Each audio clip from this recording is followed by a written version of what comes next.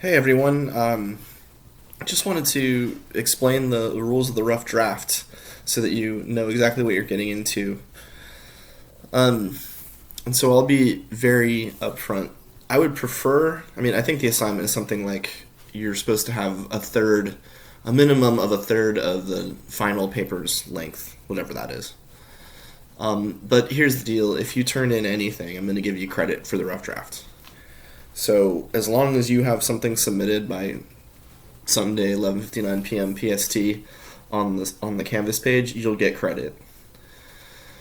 But I strongly, strongly recommend that you spend time this week and really do as much as you can at the most depth that you possibly can. And the reason is because on Monday of next week, I'm going to be grading these rough drafts, and I'm going to treat them as if I'm going to treat them as if they are your best, everything that you've got. And I'm going to try and use them as a roadmap to point you forward. So the more detail, the more work you put in now, the more I can make hay out of that and give you the kind of feedback you need so that you have a chance to succeed at the highest level in the class. I mean, I've said before, I'll say again, I give grades because I have to. I don't love giving grades. I don't think that they often. Um, well, grades are grades. I have to do it, but I would be happy to give everyone in the class an A if I can. If I can, just do work that reaches that level, and that's one of the reasons I do the rough draft is because I really, really want you to have every opportunity to score extremely highly on your final paper. Primarily because the final paper is 50% of your grade. And so this rough draft is your moment to really nail it.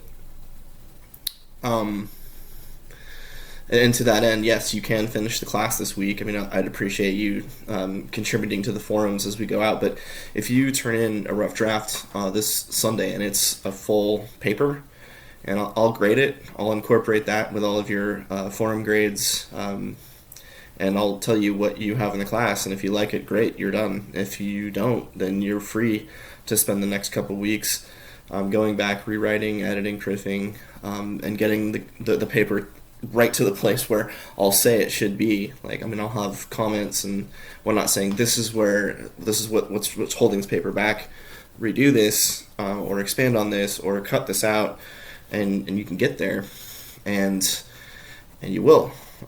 By all accounts. So please take this opportunity to really punch hard on the rough draft because it, well, to me also, and just so I'm laying my cards on the table, I can have you read a whole bunch of stuff or I can record videos and whatnot, but really one of the big things that you're supposed to learn in grad school, one of the things that we're kind of teaching from an intellectual perspective is the ability to develop a critical argument. And the final paper is it's the spot where we demonstrate that. The theological textual analysis has a little bit of that, but it's not you planting a flag and saying this is what's what. You don't need to even fully be 100% in agreement with yourself. What you're doing is you're just going through the intellectual challenge of developing an argument, prosecuting it, and letting the chips fall. That's a skill. It's a writing skill. It's a thinking skill that that you should be developing as you go through grad school. Now, this is particularly important in the seminary context because one of the things that we'll be doing as future, whether you're a minister or lay, lay theologian working in Christian nonprofits, whatever you do, you're taking this degree with you, and you're going to be engaged with all kinds of people coming from all kinds of different backgrounds. One of the things that's super helpful, especially when people have theological disagreements, is for someone to be able to stop and say, well, okay, why do we think what we think? Let's lay it all out. Let's evaluate the arguments. We may not come to a place where we agree, but at least we'll understand each other enough to know how we got there. And we're going to know, kind of the places where there's weakness, like, I'm not so sure about this. And the places where we're strong, like, that's a really good point.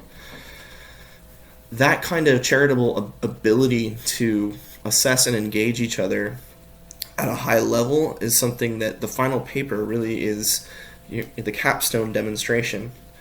You've done a little bit of it on the forums, right? You'll notice that most weeks during in the forum stuff, I kind of push you to go with someone that you disagree with and push them on that. That's to develop this skill, and especially important for Christians is to do it in a way that's charitable and kind-hearted. So I sometimes students are like, 50% of the grade is the final paper. Well, it's because the final paper is the spot where you get to demonstrate that you really have mastered the course content and one of the primary goals of the course, which is to be able to critically engage the Christian theological tradition with charity and accuracy and rigor. So all that to say, rough draft, it's whatever you make of it. And I know a lot of you are slammed right now, but if you can carve out a few extra hours this weekend to really go deep on it, it's to your benefit.